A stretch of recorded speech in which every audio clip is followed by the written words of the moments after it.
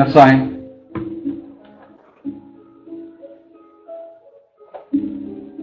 Boa noite a todos. Mais uma vez estamos juntos, né, com a consciência do terceiro milênio. Hoje com o tema Santi de Alvedre e Agartha. Santivis da Alvedre e Agartha. É mais ou menos isso aí, né? Então, inicialmente, boa noite a todos, né? A Francis, Moisés, Eliana, Vivi, Miguel, Mateus, né? Então, o pessoal que fica atrás do topo também, né? Que aí não fala, coisa e tal, né? O Alberto também. Deixa eu ver mais quem está por aqui. Moisés falando aqui. Começou aqui o áudio e o videocá, né? Então, tá bom. Aqui está mais, Eliana, aqui também está bem. Muito bem. Então, hoje o tema, ele é dividido em 4 partes, que é um pouco comprido, né? Então, eu dividi o dito cujo, né? Então, Santivis de Alvedre e Agartha foi um livro que foi escrito, né, no final do século retrasado, se eu não me engano, e no meado do século passado, então, foi traduzido para o português e tal. E uma irmã nossa da eubiose, né? A Catunda, né? Depois nós vamos ver aqui, ela traduziu, aqui escreveu, é o que nós vamos apresentar. E não é muito assim igual a tradução que existe por aí afora, né? Mas é o mais fiel possível. Então tá aí, né? Então, para começar, vamos dizer que, né, o nosso trabalho aqui é um trabalho de tupiniquim, né? Não estamos aqui para fazer cabeça de ninguém, né? Dar aula, aparecer, tudo e tal, aquela coisa toda que a gente sabe. Então, simplesmente para mostrar um trabalho, uma experiência, um conhecimento, né, que nós temos, que aprendemos com a Sociedade Brasileira de Eubiose e com a nossa vida de um modo geral. Então está aí o nosso trabalho, né? Hoje é a 132ª palestra, né? O papo de hoje. Então vamos nós. Então, Agartha e sua localização, né? Hierarquias agartinas, significado do nome Agartha, o nome de Agartha nas epístolas, né? Identificação com o Paradesa de outrora, né? Vocês podem dar uma olhadinha depois, né? Brasil e Agartha, né? Há uns 2 anos atrás, mais ou menos, nós fizemos essa palestra, está lá gravada, Brasil e Agartha, tem a parte complementar desse nosso bate-papo de hoje. Então, o som tá bom, tá? O fundo musical tá bom também, coisa e tal. Se qualquer coisa pode falar. No meados do século passado, foi traduzido um dos mais raros livros de Santivis, chamado Missão da Índia na Europa. Essa obra conquista desde logo o leitor, graças principalmente a indiscutível e corajosa sinceridade do autor, que, aliada à precisão de relato, convence até o mais cético dos leitores. Você imagina esse papo de hoje, quer dizer, atualmente, nossa conversa de hoje, né? Não a conversa sim, mas o tema, né? Hoje já é um pouco complicado, por causa do problema de religiões, de filosofias, de conceitos, preconceitos, uma série de coisas, né? Você imagina naquela época, né? No início do século passado, já era complicado, coisa e tal, então, hoje, estamos aí. No Google vocês podem procurar, né? Falando sobre Agartha, sobre Terra Oca, né? Tem esse livro chamado Terra Oca também, tem muita coisa, vamos dizer assim, são publicadas, entre aspas, né? No Google, coisa e tal, a maioria tudo é cópia um do outro, porque quem dominou mesmo esse conhecimento foi o professor José de Souza, né? E mais detalhes, né? Aí só por regressão de memória, uma série de coisas, vamos para frente. Então, estamos lá. Um dos mais raros livros de Santivis, Missão da Índia na Europa, foi traduzido, né? Então, estou repetindo aqui. Essa obra conquistou desde logo os pesquisadores, etc., que nós já falamos. Então, vamos nós. Santivis foi um católico verdadeiro, que se manteve ligado à tradição judaica cristã e que muito estudou os livros sagrados do Velho e do Novo Testamento. Soube, portanto, conservar o respeito às demais religiões, livrando-se do sectarismo e reconhecendo-as a todas como originárias da mesma fonte. É o que nós sempre fazemos aqui no início do nosso bate-papo, né? Mostrando que existe um tronco único, né? Uma árvore, um tronco único. Esse tronco, vou dizer assim, as suas raízes, vem realmente de onde? Vem da expressa a ciência inicial das idades, que na realidade é uma forma de falar sobre a própria Agartha, né? Sem dizer o que é, né? Como, aonde que ela está e tudo mais. Então, aquela viagem ao centro da Terra, né?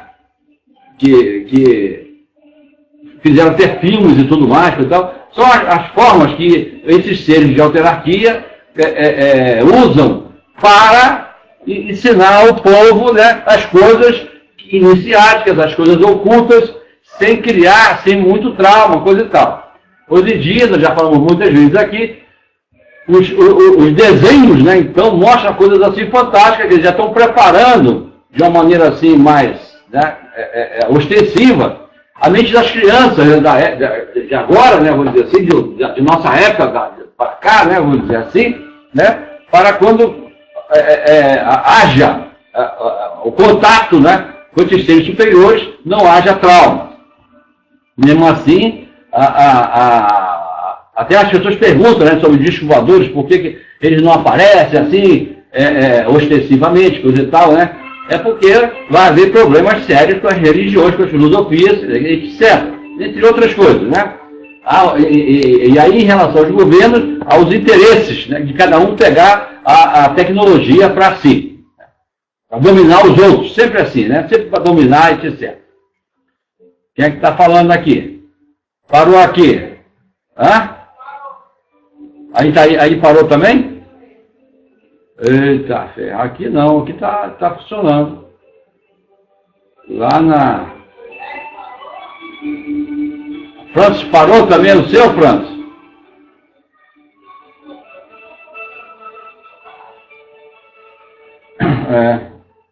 Não, o nosso modem aqui está funcionando.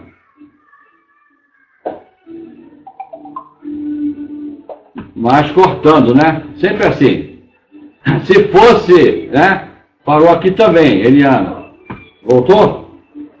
Então, aquele, os antigos chamavam assim, poder obstaculizante. Quando você se propõe a fazer alguma coisa para a evolução, para o progresso, né, etc., do ser humano, sempre tem problemas, né? Os problemas, as toneladas é assim mesmo. Mas aí fica gravado, depois, querendo, pode assistir, né, na íntegra, o nosso bate-papo. Então vamos nós. No mundo moderno se encontra de tal maneira dividido em seitas, né? Que poucas estarão, nós estamos falando sobre a árvore da vida lá que nós comentamos, né? Estarão em condições de obter da leitura de missão da Índia, na Europa, todos os ensinamentos que contém, sem se ater a preconceitos que vem perpetuando o poder negativo da letra que mata, né? E não o espírito que vivifica. Entre essa minoria de leitores capazes de bem interpretar a obra, se contam os filiados à Sociedade Brasileira de Eubiose e também a outras instituições, né? Gente que tem a mente aberta, coisa e tal, né? E vai assim. Pessoas mais espiritualizadas, entre outros. Esse porque decidimos apresentar-lhes esta transcrição sumária, buscando localizar os trechos mais apropriados aos ensinamentos da ciência da vida, né, da eubiose, da sabedoria eterna, Gupta Vidya, é o nome que queira dar, que, aliás, vem sendo administrados desde 1921 pela Sociedade Brasileira de Eubiose. Então, vamos nós. Então, vamos lá. Aí, começando, né, que foi o nosso título lá no início, Agartha, né, e sua localização, hierarquias agartinas, hierarquias criadoras, etc. Significado do nome. O nome de Agartha nas epístolas, né? Aí nós estamos falando da Bíblia, né? Identificação com paradesa, e de outrora. Vamos ver aqui. Miguel, Elane e companhia, Beijão lá na Ana Clara. Então vamos nós. Então, de uma forma ou de outra, o mundo, quando se apresenta um trabalho assim, As pessoas, de modo geral, elas sabem, elas têm noção, né? Mas não sabem diretamente a origem, a raiz da coisa. Já foi falado, né, de alguma maneira, né, e tal, só que ela não sabia, assim, vamos dizer assim, o ponto nevrálgico da coisa. E assim vai. Então, aos pouquinhos, vai havendo um crescimento. Quer dizer, é sobre a iniciação que nós estamos falando, no sentido de que as pessoas vão aprendendo devagarinho. Então, numa escola normal, né, tem o primeiro ano de estudo, segundo ano, terceiro ano, quarto ano, segundo ano, depois se forma tudo devagarinho, né, sem haver trauma. Assim também a iniciação. Então, onde é a garta? Aí vem a pergunta, onde é a garta? Onde que está? Né? Qual o exato lugar em que se ergue? Por que estrada? Né? Qual é a estrada através das quais, das estradas, né, através de quais países se deve passar para ali penetrar? Quanto a essa questão, que os estadistas, né, e os militares, né, não deixarão de me fazer, aí no caso eu estou falando de São David, né, a escrita dele, que nós estamos aqui repetindo, né? Não me convém adiantar mais do que se segue. Então, isso aqui está no livro, né, Missão da Índia. Vamos nós. Sei que em suas lutas e competições mútuas, através de toda a Ásia, isso no início do século passado, né, vamos dizer assim, certas potências individualmente chegam até muito próximo desse território sagrado. Assim como sei que no momento de algum possível conflito, seus exércitos, forçosamente, teriam que ali passar ou dali se aproximar. Então vamos ver, quer dizer, existe a grande malha, né, a ilusão, eles chegam próximo ao portal, mas dali não passa. Então vamos ver o que está complementando aqui. Tanto na superfície como nas entranhas da terra, a extensão de Agartha desafia qualquer cerco, toda a constrição da profanação e da violência. Quer dizer, não vai conseguir chegar lá. Né? Esses estadistas aí, esses figurões aí de bomba atômica, não sei das coisas e tal, realmente não vão conseguir chegar lá. E tem várias notícias, né, que em várias partes do mundo, eles às vezes querem fazer testes nucleares, coisa e tal, e às vezes não dão certo, né? Quando chega lá, vou dizer assim, entre aspas, né, o gatilho da bomba está com defeito, entre outras coisas, né? Haja vista o caso da Coreia, do Afeganistão, também no Vietnã, né, e outros lugares também. Aí também tem um detalhe, mas aí vão perguntar, aí como é que soltaram a bomba, né? As experiências de Nagasaki e Hiroshima, né? Mas porque existe um livre-arbítrio, né? E trabalhando através do quê? Do anticristo, através do egrégora que nós, seres humanos, criamos, né? E aí permitindo que tudo isso aconteça.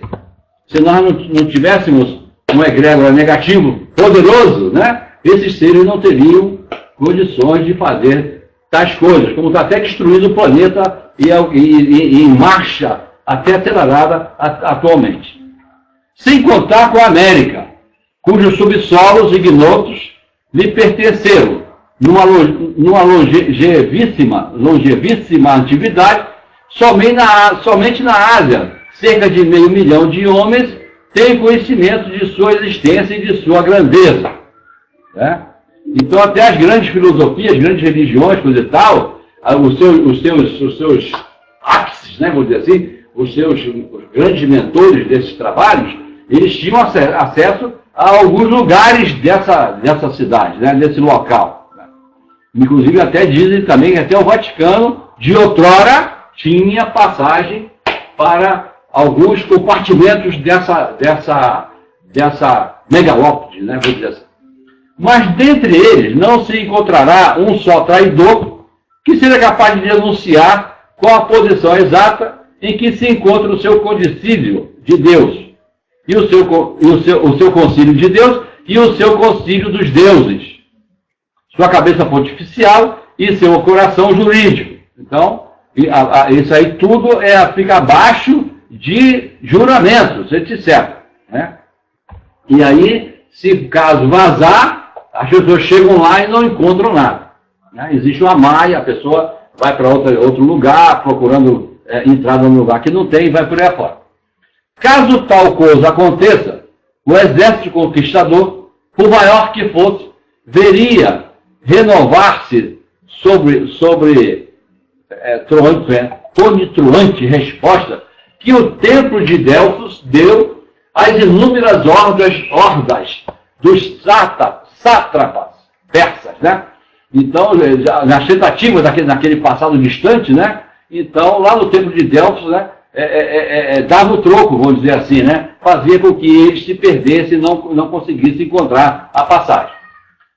Acudindo em seu socorro as potências cósmicas da terra e do céu, os templários, quer dizer, os verdadeiros templários, né? E confederados de Agartha, né? Estão ligados a esses seres, mesmo os invadidos poderiam, se o quisessem, fazer saltar uma parte do planeta e fazer crestar, né, no fogo de um cataclismo, tanto os profanadores quanto todos os exércitos de seu país natal.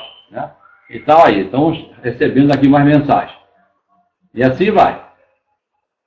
Antes da expedição de Ram, né, lá no início da raça ariana, né, e da predominância da raça branca na Ásia, a metrópole manúsica ou manávica tinha por centro a Ioda, a cidade solar, quer dizer, existia, né? Nós falamos lá, né, sobre as terras sagradas. Dá uma olhadinha lá com muito cuidado, né, nas terras sagradas. Nós falamos sobre os avataras, sobre o cálice sagrado, e vai por aí, né? Tudo isso são complementos que nós falamos aqui, que a gente não defendemos tese, não fazemos na cabeça de ninguém, né? Mas vamos mostrando devagarinho, né? Cada bate-papo, a gente mostra mais um pedacinho, coisa e tal, e vamos andando, né? Pegamos assim, como esse exemplo aqui desse livro, né? De St. David de Alvedre, né? Mostrando alguns maiores detalhes, para que um dia, então, isso possa eclodir na mente e corações das pessoas também. Escolhendo de um golpe de vista preciso o verdadeiro limite da Europa com a Ásia, nosso ancestral celta ali fixou, nos mais esplêndidos lugares da Terra, a sede do Sagrado Colégio. Né? Então, todos esses seres, até no caso de Jesus mesmo, Jesus, Buda, Maomé, Lao Tse, Porri, Odin, esses seres todos, Melquisedeque, eles tinham esse conhecimento, né? Só que eles passam de maneira velada, né? Vamos dizer assim, lá aos pouquinhos vai passando informações, mesmo porque às vezes as pessoas não estão preparadas para tal coisa. 3.000 anos após Ram, e a partir do cisma de Irshu, o Centro Universitário da Sinarquia de Áries e do Cordeiro sofreu seu primeiro deslocamento, a respeito do qual não nos convém fornecer aqui dados mais preciosos. Por fim, aproximadamente 14 séculos depois de Irshu, logo após o aparecimento de Sakyamuni, decidiu-se outra transladação, né? Então foi para outro lugar. Então quer dizer que essas passagens são móveis. E a cidade também é móvel, né? Hoje em dia, naturalmente, não estará mais, efetivamente, nesses lugares apontados por esse material que nós estamos apresentando. E mesmo porque, de acordo com as coisas do andar da carruagem hoje no planeta, seria difícil aceitar que essa cidade estivesse num lugar, né, que está assim sob intervenção, vamos dizer assim, né, do mal, etc. É suficiente que os amigos saibam que em determinadas regiões do Himalaia, dentre os 22 templos que representam os 22 arcanos de Hermés, né, os 22 arcanos maiores, e as 22 letras de certos alfabetos sagrados, a Agartha representa o zero místico, impossível de se encontrar. Então, nós comentamos agora sobre o caso dessas forças, né, do mal que atuam também, mas atuam também em relação às coisas que os seres humanos vivenciam aqui, né? Está aparecendo muito o teto. Ah, Moisés está dizendo que está aparecendo há muito tempo. Vamos baixar aqui mais um pouco. Obrigado aí. Nós estamos com o nosso pessoal espalhado aí, contra a regra, Moisés, Miguel, tal, né? Então agora apareceu mais, né? Tá, melhorou mais, eu também achei melhor também. Então tá lá. Vamos nós. Quem mais está lá? A minha contra-regra aqui não está dizendo para mim o que está acontecendo. Eu tenho que olhar com a... Senão eu tenho que prestar atenção no texto e também no... Né? É o quê? Tá. Muito bem. Então, voltando ao assunto, né? Então, também nesses lugares de contendas, né, vamos dizer assim, como é o caso aqui no Brasil também, existem forças poderosas, né? Verdadeiros exércitos, chamados exércitos desarmados da Agartha, eles interferem no mundo inteiro, né? Coisa e tal. E assim vai protegendo, coisa e tal, e vai.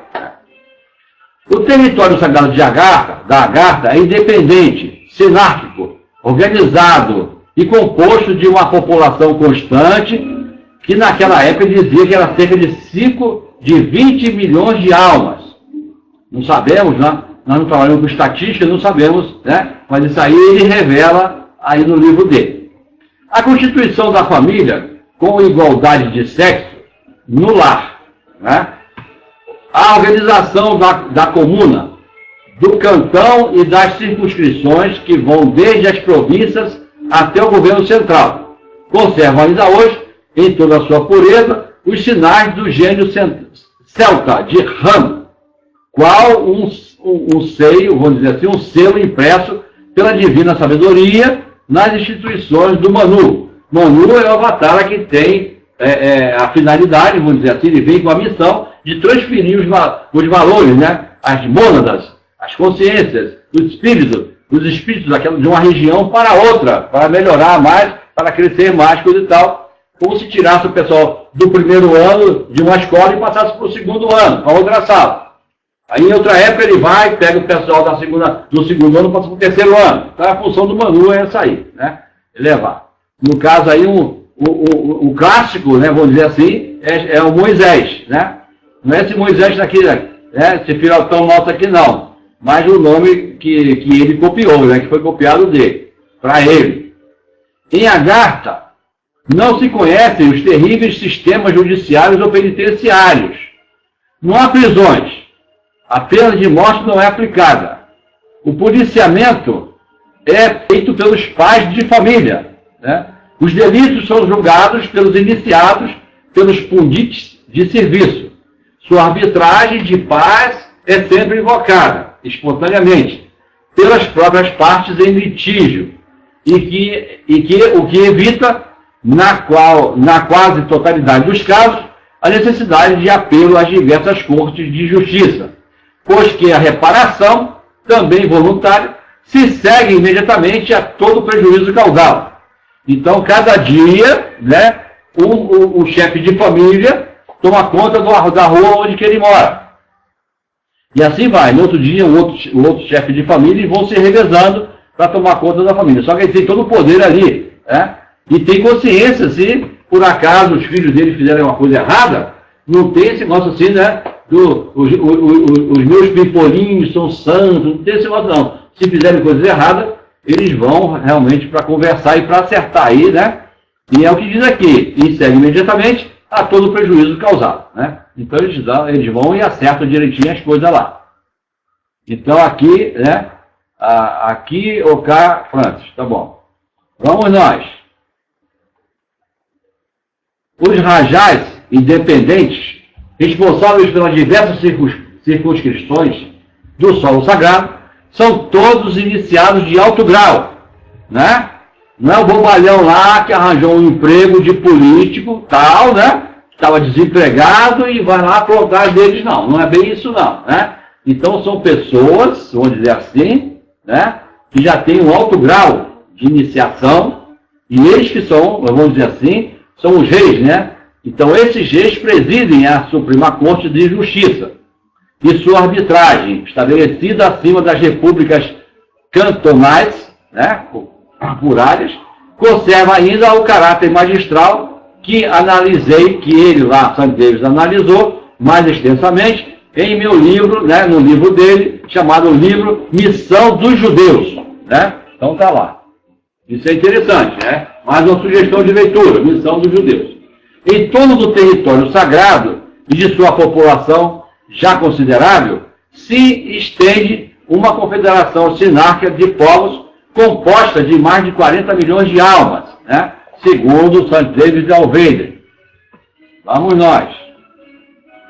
O sistema de castas, tão justamente criticado pelos europeus, é desconhecido de Agartha. O filho do último dos párias hindus pode ser admitido na Universidade Sagrada e, segundo seus méritos, dali pode sair ou permanecer, pertencendo a qualquer dos graus da hierarquia. Né? A apresentação se faz da seguinte maneira. No momento do nascimento, a mãe consagra seu filho. Né? Assim são os nazarenos, né? Aí, né?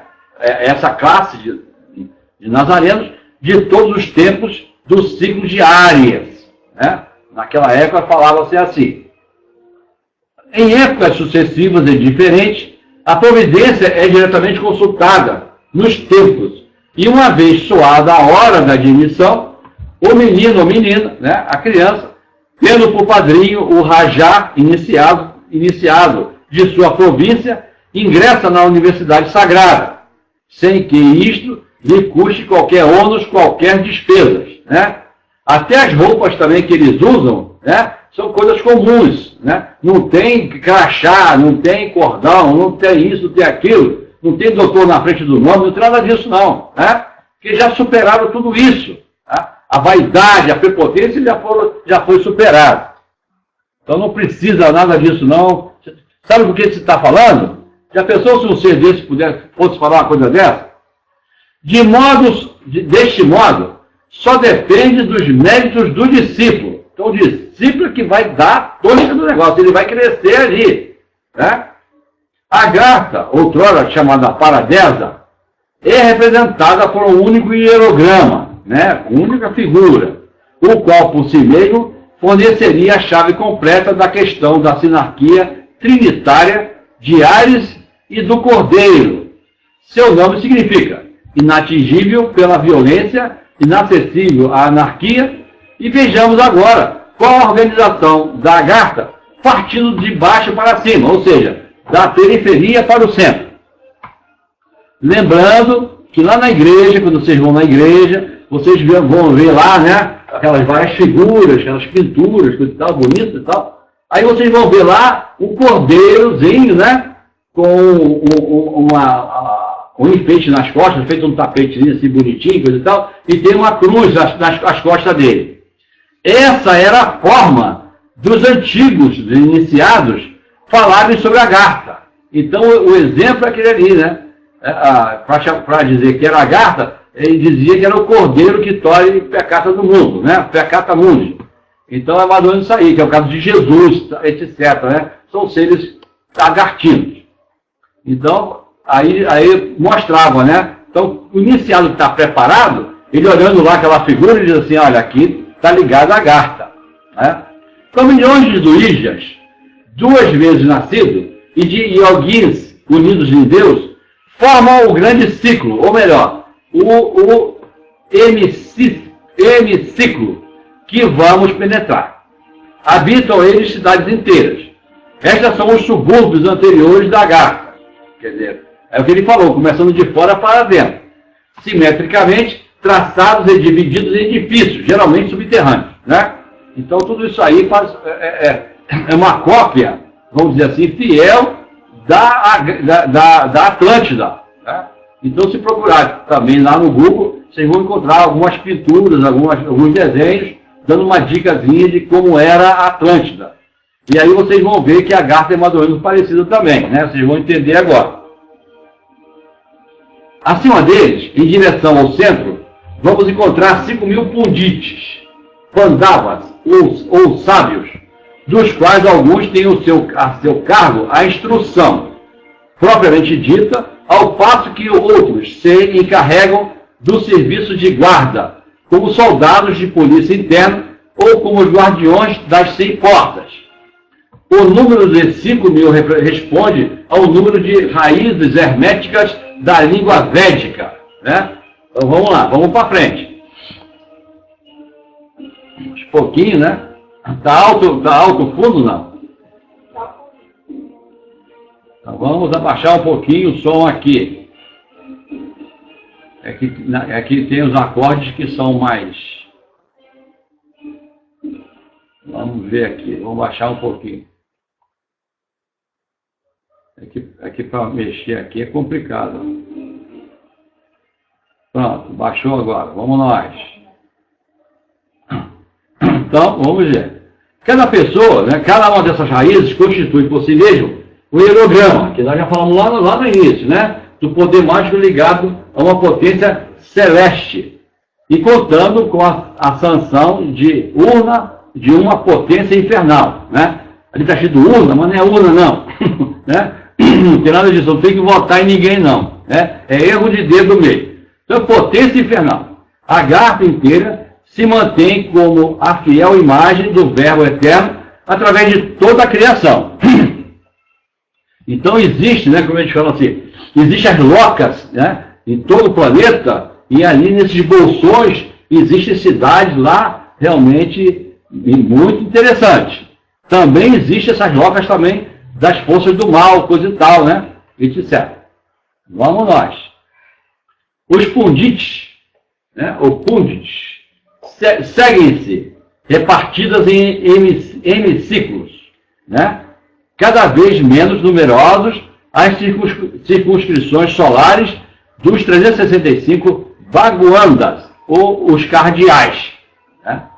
Quer dizer, esses cardeais não são formados em igrejas como nós aprendemos, são iniciados mesmos. Né? O círculo mais elevado, o mais próximo do centro misterioso, se compõe de 12 membros.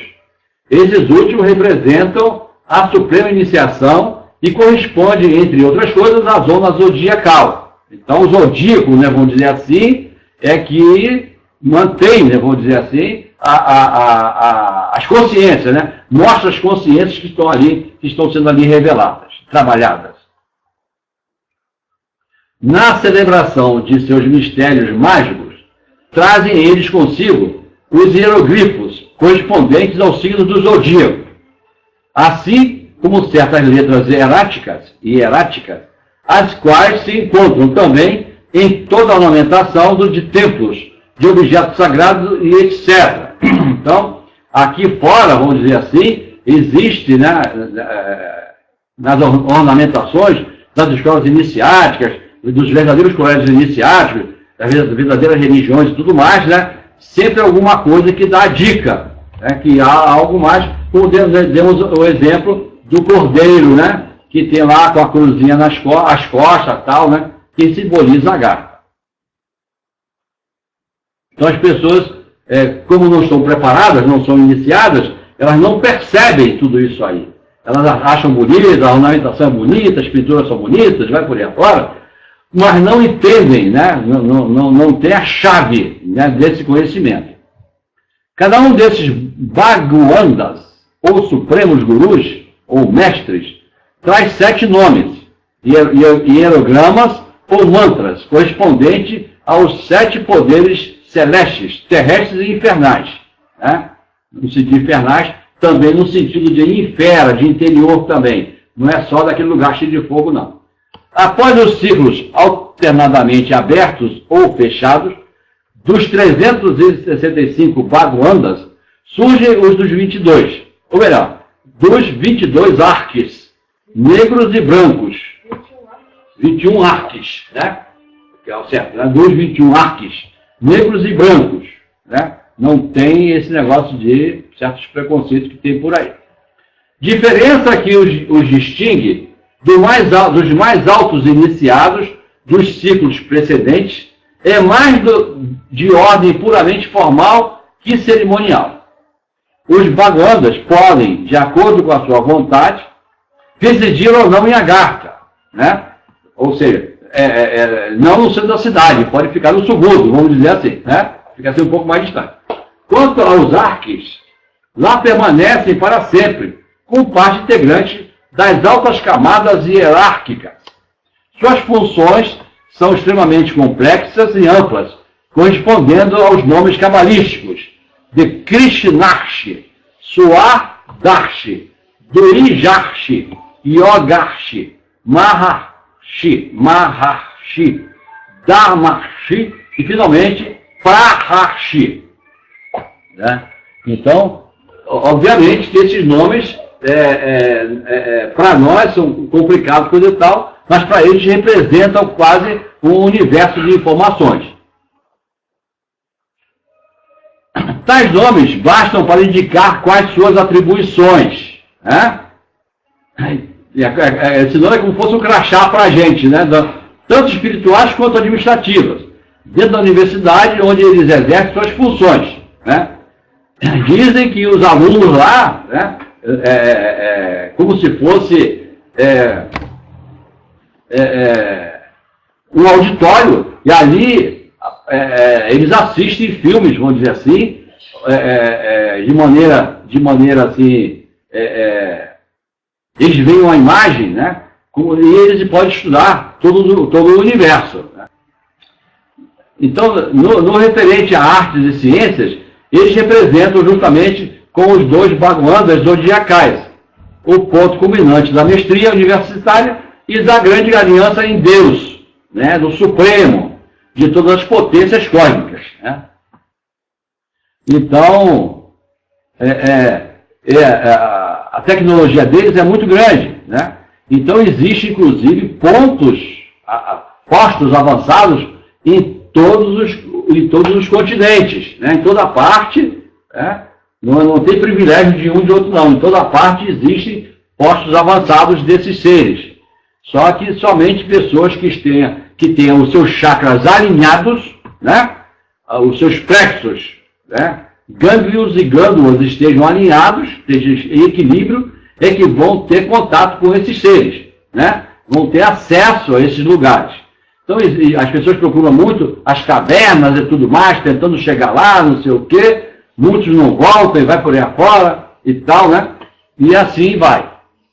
E não é assim, porque as pessoas ficam procurando portais, né? Até mesmo aqui em Sonorense, o pessoal vem aqui procurar portais, coisa e tal, mas muitas vezes está diante da cara da pessoa e ela não vê, né? Porque o portal se abre na hora que ela se equilibra, ela tem os seus chakras alinhados.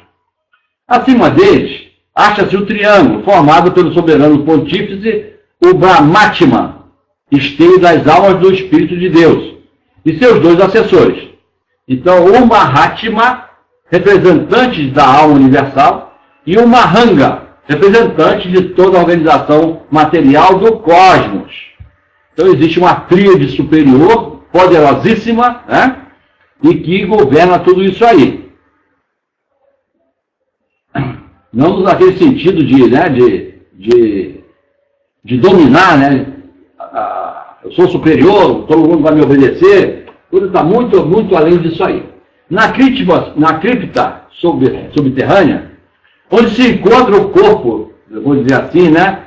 A personalidade do último pontífice à espera durante a vida de seu sucessor da incineração sagrada, reside o Arque, que representa o zero dos arcanos simbolizados por seus 20 colegas. Seu nome, Marche, quer dizer o príncipe da morte, e expressa o fato de não pertencer ele ao mundo dos vivos. Né? Mas esses mortos estão mais vivos do que nós, vamos dizer assim, né? Estão mais vivos do que nós, porque tem méritos para isso, né? Superaram tudo isso aí, o corpo físico, coisa e tal, e estão numa situação bem adiantada na espiritualidade, né? Você imagina como é que ficam as religiões com conhecimento como esse, né? Todos esses vários círculos, cujos graus correspondem a outras tantas partes, circunferências ou centrais da cidade santa, são invisíveis àqueles que peregrinam sobre a terra. As pessoas fazem aí, né, várias peregrinações por tudo que é lado, vão para o Tibete, vão para o Himalaia, vão não sei para onde, coisa e tal, e não percebe nada, né, porque não estão preparados para isso aí. E vamos mais um pouquinho. Não vamos esquecer que nós temos mais 3 bate-papos, né, que é a extensão do que nós estamos apresentando hoje, né? Pelo tamanho do material, né, mesmo em síntese, né, nós chegamos a 4 palestras, bate-papo. Milhares e milhões de estudantes jamais chegaram a penetrar além dos primeiros ciclos subterrâneos. Poucos são os que chegam a galgar a temível escada de Jacó. Nós falamos tantas vezes aqui. Ao longo das provas e exames iniciáticos, conduz à cúpula central. Então, tudo que tem na face da Terra, né, por exemplo, no caso assim do Enem, né, milhares e milhares de crianças, de jovens vão lá fazer prova, tudo isso existe, né, todos eles são reflexos desses locais, vamos dizer assim, né? Isso é a formação já de um novo dia da criação, né, do mundo, né, que fala na Bíblia, né, dos 7 dias da criação, aí que nós falamos sobre, agora no caso, o 4º dia da criação, né, que nós estamos, e não com os 7 prontos, aí no caso são 4, e entrando, né, adentrando ao 5º dia, né, ao 5º sistema de evolução, né. Aí a tônica é jovem, dos jovens, e aqueles que nasceram de 35 para cá, né, vamos dizer assim, estão dentro desse esquema, né, vamos dizer assim, e também os do passado que conseguiram, né, evoluir, né, conquistar esses valores aí. Tanto é que existem seres de alta hierarquia, né, que se prepararam, se formaram, vamos dizer assim, lá no passado distante. Então, essa cúpula, como aliás toda a Garta, é obra da arquitetura mágica, né? Mágica no sentido de magia. Sua iluminação provém de cima, através de registros catópicos, que só permitem a passagem de luz vindas da escala hernomônica das cores, das quais o aspecto solar de nossos tratados de física nada mais é do que a diatônica, quer dizer, não chegou ainda lá. Então vamos ver, tem a palavrazinha, esse catóptricos. Vamos ver lá. Prática de adivinhação por meio de espelhos, olha só. Então eles fazem esse sistema através de espelhos. Vai por aí. Dizem que, inclusive, lá nas cidades, né, centrais, se pode ver o céu, se pode ver o cosmos, normalmente. E aí, se é caverna, como é que olha para o céu e vê, né? E olha para o céu e em vez de ver justamente a abóbada, né, dali, né? Aí vê a bola celeste. Então dizem isso aí. É ali que a hierarquia central dos cardeais e dos arques, disposta em ciclos, perante o soberano pontífice, se nos depara iridescente, qual visão supraterrena, na qual as formas e aparências corpóreas dos mundos se confundem, fazendo desaparecer sob a irisações celestes toda a distinção visível de raças, numa só vibração de croma e som, né? De cromo e som, da qual as noções conhecidas e perspectivas e de acústica se encontram singularmente distantes. Então está aí, né, vamos dizer assim. Então, o sistema, vamos dizer assim, as forças sutis da natureza, né, os tátuas, né, aí vem até a própria yoga nos chakras, vai dizer assim, né, entre outras coisas. Então, faz com que as raças, né, vamos dizer, tenham um equilíbrio entre si, porque lá as cidades têm as suas representações de todas as raças que aconteceram no planeta e que estão se preparando também. Então, existe tudo isso lá embaixo também, né, vamos dizer assim. Então, da minha forma, que tudo que foi publicado no planeta, tudo que é feito no planeta, tem a sua cópia também nas grandes, imensas, gigantescas bibliotecas que lá existem, né? Nos próximos bate-papos, na próxima semana, nós vamos falar sobre esse assunto. Esses temas podem ser encontrados no portal de Aquários, acreditamos ter dado uma ideia do simbolismo das terras sagradas, né? Montes Santos, Monte Salvar, Valhalla, etc., que o genial Wagner tão bem exprimiu em suas obras. Então, Wagner já falava sobre, né, o Ouro do Reno, coisa e tal, e muitas outras obras dele lá. O que nós falamos, o mundo, né, recebe as informações, mas não recebe a chave. A chave se encontra dentro de escolas iniciáticas, que vai apontar o seu chakra cardíaco, o local onde que é o escrínio, né, de tudo isso aí. Então, lá no Portal de Aquários, vocês vão ver terras sagradas, né, reis subterrâneos e o rei do mundo, Brasil e Agartha.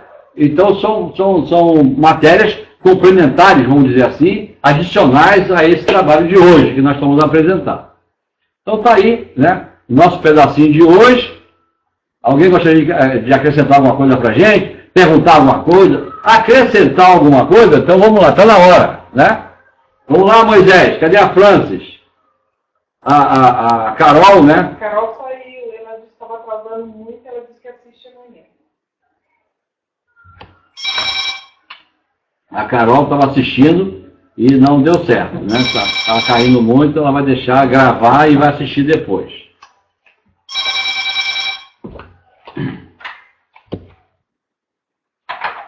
Então vamos nós.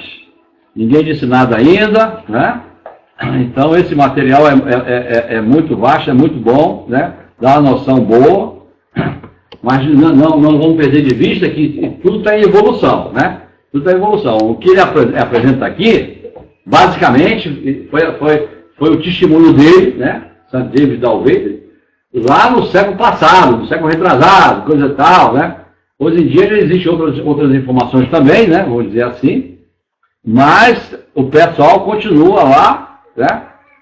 E eles interferem, vamos dizer assim, também em muita coisa, né? No nosso meio, né? Interferem, inclusive renascem, vamos dizer assim, né? Eles nascem ou renascem no nosso meio, nas nossas famílias, coisa e tal, né? Que aí, lá no YouTube fala sobre essas manifestações aí dos OVNIs, né? Coisa e tal, vai por aí afora, estão invadindo, coisa e tal. Aí vem a pergunta, como é que eles vão invadir se eles podem assumir uma forma humana e trabalhar tudo isso aí através daquela tríade que nós vimos lá, né? Do governo oculto do mundo, né? Então, para que eles vão destruir isso tudo, né? Como é que fica isso aí? Fica uma pergunta no ar. Veio uma... Quem é que está aqui? Não, só eu e o Moisés ali. Então, tá bom. Então, vamos nós. Está aí o trabalho, né, de hoje. Moisés não quis acrescentar nada para a gente. Só falou oi. Oi. Então, a iniciação do professor José de Souza foi ainda superior à dita maêutica, maia budista das iniciações antigas, né? Porque não iniciou e nem inicia apenas filósofos, eruditos, teólogos, cientistas, pedagogos, né? Aí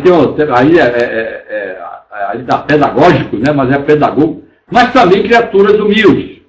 Ensinou sim a homens de todas as classes, de todos os níveis de cultura, de sentimento e evolução. Então está aí, né? Vou dizer assim, faz parte, né? Dos graus de estudo, de pesquisa, da meditação, das yogas, tudo isso aí, né? Vou dizer assim, a pessoa que trabalha denosadamente em busca de encontrar o seu Deus interior, né? Está fadada, vamos dizer assim, a encontrar esses caminhos também. A iniciação do professor Miguel de Souza tem por fim colocar o discípulo no estado de equilíbrio entre o eu interno e o ambiente exterior, com o qual é obrigado a se chocar a todos os instantes da vida. O templo, a igreja, a sinagoga, não sei o que, vai por aí, não é lugar de religião, e sim de realização. Isso que é importante saber, né? Não tem ninguém, vamos dizer assim, preso, amarrado a situações, não, com medo de ir para o inferno, coisa e tal, né? Então, na iniciação, se mostra isso, né? Que as pessoas vão se libertando, né? De todos esses medos, vamos dizer assim. A Sociedade Brasileira de Eubiose, né? Prima pela liberdade interior. Eubiose, Ciência da Vida, é um plano universal de evolução que segue 3 caminhos. Então, vamos ver lá. Desenvolve a evolução pela educação, a inteligência pela instrução, a vontade pelo trabalho e em busca do seu Deus interior. Então está aí o trabalho, né? Mantém vários departamentos nas principais cidades e ainda curso correspondência. Se quiser, se não puder frequentar diretamente, né, vamos dizer assim, a cores e ao vivo e a cores, né, pode fazer esse trabalho, esses estudos, Ganivaldo, né? Acompanhando também aqui o nosso material também, né? Nós estamos aí, já comentamos 132 palestras, né? E pode cada uma complementando a outra. Essa é 133, né?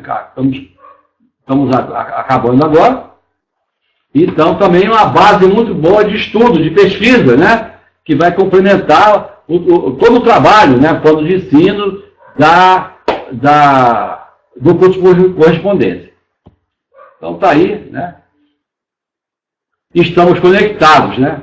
Então, está aí. Prestigie o Portal de Aquários, www.portaldeaquarios.com.br. Tem a página da Eubiose também, tem esse material. Esse material está na íntegra lá na página da Eubiose, pode acessar, né? Na parte de literatura, textos, etc. Dentro do portal. Dentro do Portal de Aquários, na página da Eubiose. Né? Esse material já está lá na íntegra, né? Então, de lá eu tirei essa cópia e dei uma arrumadinha, coisa e tal, e está aqui sendo apresentado. Então tá isso aí, pessoal. Aí, quem ficou? Quem está aí ainda? Moisés, Francis e é isso aí. E acho que Miguel, não sei. Miguel, fala uma coisa pra gente. Dá um oi aí. Francis também. Francis tá aí. Ainda tá aí? Tá no Caicai também, né? É isso aí. Ainda bem que fica gravado, senão, olha só, desastre. Quantas palestras nós fizemos e foi um Caicai enorme, né? Quantas conversas nós tivemos que ter, né? Durante toda a tarde, para acertar essa internet, né? Terrível. E é isso aí. Pessoal, valeu aí. Um grande abraço a todos, saúde, boa sorte. E até sempre, né? Então, semana que vem, né? Ô, Moisés, estou aqui. Eu também, né? É isso aí. Prazer em falar com você. Um beijo aí em casa de todo mundo. Então, vamos nós. Então, saúde, boa sorte. Até sempre. E aí, semana que vem, nós vamos dar continuidade a esse trabalho. Tchau, tchau. Grande abraço. Até sempre.